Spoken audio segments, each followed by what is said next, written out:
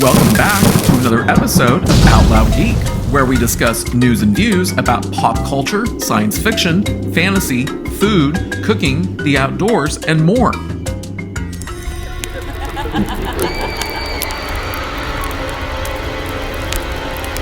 For those of you who watched my video review of the first two episodes of Star Wars The Acolyte that I released last week, you'll know that I wasn't particularly impressed with either of them due to a variety of reasons that included the following. First, most of the characters, including the show's two principal characters of May and Osha, as played by the show's principal actress of Amandla Stenberg, aren't particularly interesting. Second, with the exception of Lee Jung-jae, most of the acting can be described as being uninspired, wooden, or inexperienced, depending upon the individual actor, and much of that has to do with the series essentially being a master's thesis in woke identity politics DEI. Third, the direction overall is subpar, inadequate, and sometimes doesn't know what to do with specific actors, especially with Charlie Barnett's character of Yord Thandar. But if you can't look and see that Anakin blowing up the Death Star possibly killed millions and millions of people. And finally, as for Harvey Weinstein's former personal assistant, Leslie Headland's writing, it's heavily derivative, it fails to live up to marketing claims, it's laden with mystery boxes as if it had been written by Jar Jar Abrams, and it's ultimately uninteresting and anticlimactic. Does any of that sound particularly good to you, ladies and gentlemen who are watching this video? I doubt it, but now episode 3 has been released, and yes, I watched it in its entirety. Ugh. So hold on to your hats, folks, because you're about to find out what Leslie Headland cooked up in episode 3, and it's not pretty. But before proceeding, I'd like to ask everyone to please like this video, please share the video on social media, please subscribe to support this channel, and please press the bell to receive notifications. Thanks! Episode 3 premiered on Disney Plus on the evening of June 11th, 2024, and the entire episode is a 16-year flashback from the events that were shown in the first two episodes. And for those of you who may recall what I said about trailers in my video about the May 4th trailer for the show, I want to briefly remind everyone of several key concepts. The clips included in a trailer are only going to represent less than 1% of the content contained within the actual finished product, and is typically believed to represent its best scenes. The clips are arranged and edited in such a way as to create as much excitement as possible in potential viewers, while simultaneously trying not to reveal anything about the remaining 99% of the movie or show that the trailer doesn't actually include. But if that less than 1% isn't particularly exciting or interesting, what does that say about the other 99%, especially if that less than 1% is the best that the movie or show has to offer? And always try to remember that the less than 1% that's shown in a trailer was very likely edited to make the actual movie or show appear a lot more action-packed and exciting than it may actually be, and could be setting up the audience to be very disappointed. Now, having said all of that, only a tiny number of very brief clips from episode 3 were actually included in the teasers and the May 4th trailer, so the bulk of this episode was not shared early. Because guess what? Episode 3 is not that good, but I will further prepare you for what I'm about to share by playing what actress Jodie Turner-Smith said at last year's European Star Wars celebration in London. So my character, she's a powerful leader. Yes. In a very woman-centered world, which I was very excited to kind of be in that, because I feel like Star Wars is very patriarchal, so it was kind of cool to have this sort of woman-centered figure. So just FYI, what she said is essentially episode 3, and yes, it's very woke. But the best actor in this episode, even though he's not in it as much, remains Lee Jung-jae, who plays Jedi Master Soul. So let's begin our walk down the yellow brick road of episode 3, and yes, this video does contain a lot of spoilers, just to let you know. So to begin with, 98% of this episode takes place on a planet called Brendok, and all of it is supposed to occur 16 years before the events shown in the first 2 episodes. And Brendok is the home planet to the twin characters of May and Osha, and the younger versions of these characters are played by Leia and Lauren Brady, respectively. And living in exile on this planet, which is supposed to be along the outer rim of the galaxy and not within the Galactic Republic, is a coven of lesbian space witches led by Jodie Turner-Smith's character named Mother Anastasia. Yes, you heard me correctly. And these lesbian space witches are in no way related to or seemingly have anything to do with the Night Sisters, which ironically were first introduced into the Star Wars franchise via the very bad 1985 made-for-TV movie entitled Ewoks: The Battle for Endor. George Lucas had even once toyed with the idea of having Night Sisters in Star Wars I: The Phantom Menace, but later changed his mind. But it was Dave Filoni who brought the Night Sisters, which are also known as the Witches of Dathomir, fully into the Star Wars franchise and canon during the 3rd season of his Star Wars: The Clone Wars animated series, which aired between 2008 and 2009. But the witches in Leslie Headland's The Acolyte are something altogether different, and in spite of them being the only sentient living beings on the planet of Brendok, for reasons that are never really explained in the episode, a group of 4 Jedi just so happen to show up unannounced.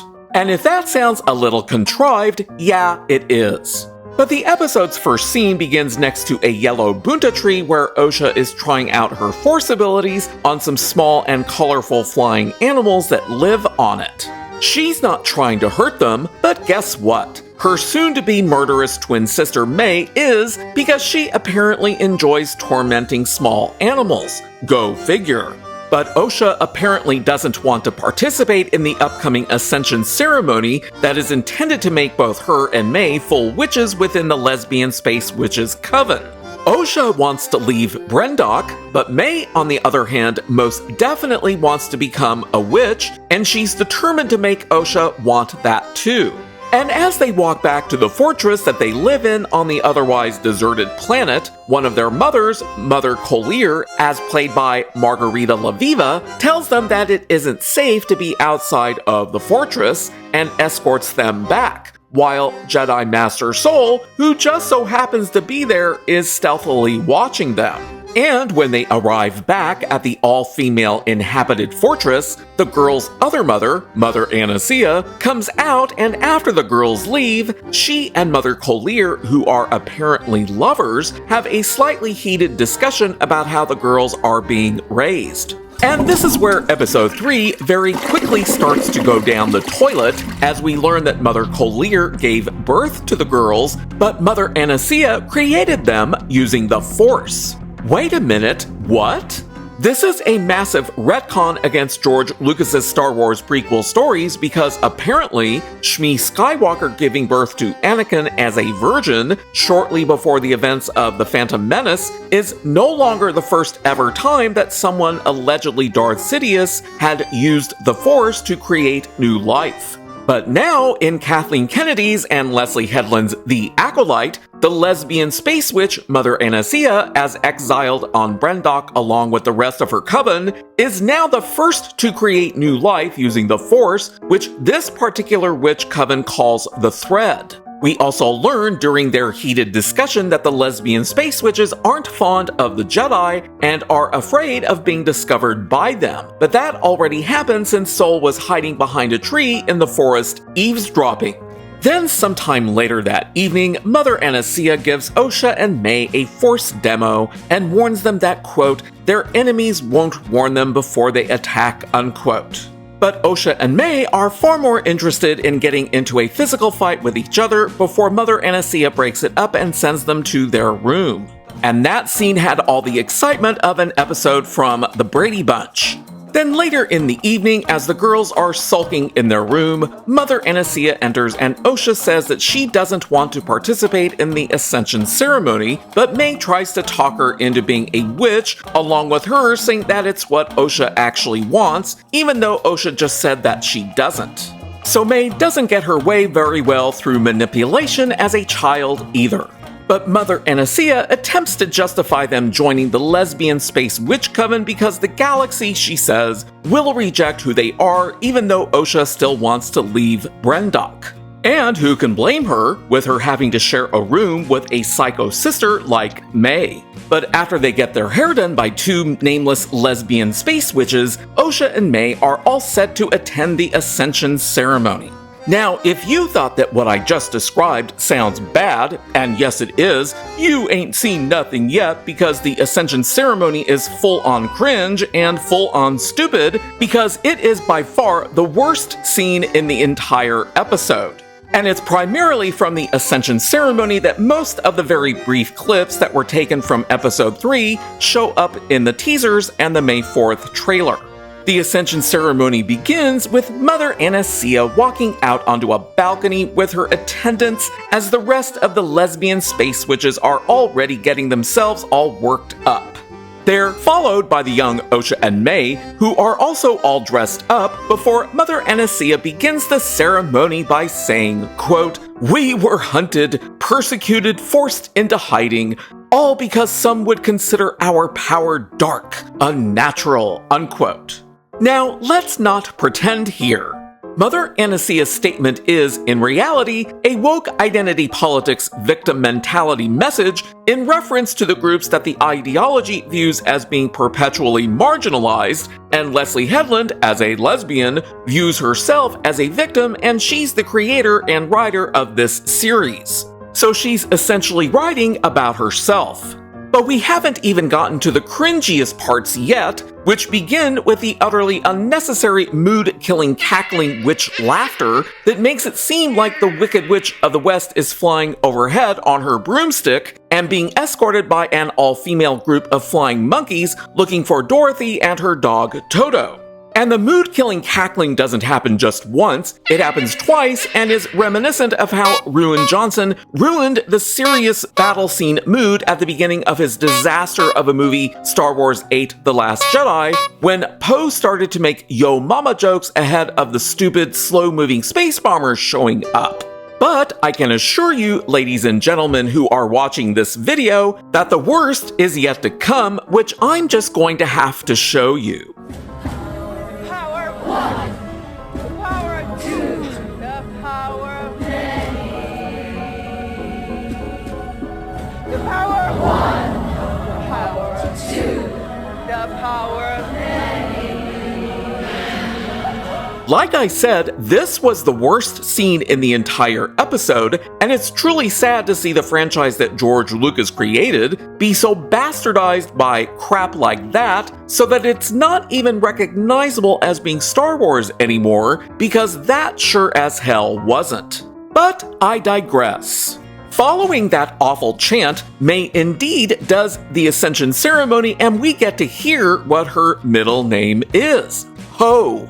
H-O. You heard me right, folks. May's middle name is a slang term that's used for women of ill repute. Isn't that just delightful, folks? But naturally, as Osha's part of the ceremony begins, just like in the old cliché westerns, she's saved by the cavalry just in the nick of time, which in this case comes in the form of 4 Jedi who show up unannounced, so the witches have to stop the ceremony before its completion.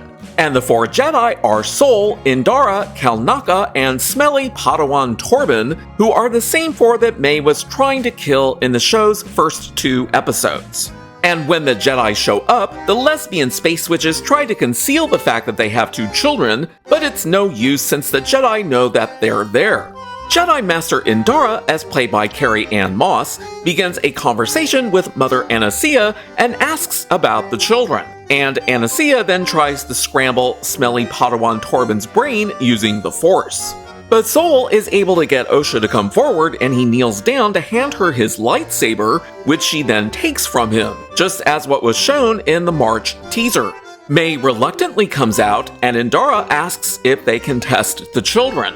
Reluctantly, Mother Anastasia agrees, and she releases smelly Padawan Torben, who collapses onto the ground. But as for seeing Carrie-Anne Moss again, her acting in the scene was rather disappointing, because it felt like she was just reading her lines with little emotion involved.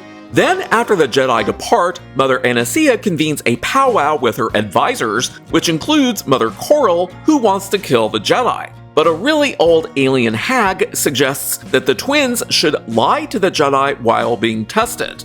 And during the testing the next day, Osha and May are escorted by angry Mother Coral to the Jedi's ship, and just before they get to the ship, May coerces Osha into agreeing to lie to the Jedi. May is tested first and clearly lied about her abilities, but during Osha's testing, she accidentally shows that she had been lying to Jedi Master Soul, who is then able to convince her to be honest, and she tells him that she wants to be a Jedi. Both girls also have to give blood samples for their midichlorian counts. Then back in the Witch's Fortress, Osha talks with her mother, who reluctantly agrees to let Osha go. So while Osha is packing a few personal belongings, May enters the room and threatens to kill Osha to prevent her from going, then leaves the room and locks the door from the outside to prevent Osha from leaving. Then outside the door is where May picks up a burning light source, and suddenly the door to their room is ablaze. But Osha acts quickly to escape through a narrow ventilation shaft. Encountering Soul, who's trying to find survivors in the now burning fortress, he walks Osha past the now dead witches, including Mother Anastasia, which greatly upsets Osha. They also see May, who tries to get Osha to come to her, but Osha refuses, and then both of them fall, with Soul saving Osha and believing that May died. And it's Soul who tells Osha that May started the fire.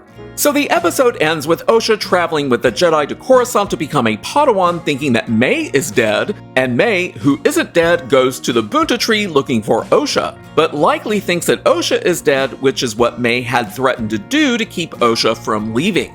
So essentially what this episode shows is that as a child, May was already a violent psychopath, which is so not shocking after what was shown in the first two episodes, and doesn't really establish anything new in that regard. But what this third episode does do is to retcon George Lucas's legacy and his story about Anakin Skywalker being the first ever child to be a virgin birth via the Force, because apparently the unnamed lesbian space witches living in exile on Brendok were already doing that a century earlier. So is this third episode of The Acolyte damaging to the Star Wars franchise? Yes, as far as its entire history is concerned, so it's quite clear why Kathleen Kennedy was all giddy about it, because it helps to further destroy the patriarchy as far as she's concerned. It's also quite clear that the lesbian space witches are nothing more than an allegory for Leslie Headland's own life, which she said was going to be on full display in the series, and it very clearly is. And Leslie Headland clearly doesn't like the Jedi, who I believe she views as an allegory for religious institutions that don't approve of her sexuality. In other words, Leslie Headland co-opted the Star Wars franchise to push her own brand of woke identity politics to the glee of Kathleen Kennedy, and has no regard or concern for those who have spent their lives enjoying the franchise that George Lucas created. But I will say something about Jodie Turner-Smith. Her portrayal of Mother Anastasia was actually well acted, in the same vein as Lee Jung-jae, who is acting the part of Jedi Master Soul well. But I wasn't really that impressed with the others, including Margarita Leviva, whose portrayal of Mother Coral felt more like a stock character than anything else. But just think, folks, as bad as episode 3 of The Acolyte is, episode 4 is supposed to be a lot worse. Thanks for watching today, and a huge thanks to everyone who has subscribed to our channel. We appreciate your support. If you enjoyed this video, please press the like button, and please feel free to share a comment. If you'd like to help support this channel, please press the red subscribe button, and please press the bell to receive notifications for new content. You can also find us on Facebook, Instagram, Threads, and Twitter by clicking on the links in the description. Until next time, this is Out Loud Geek.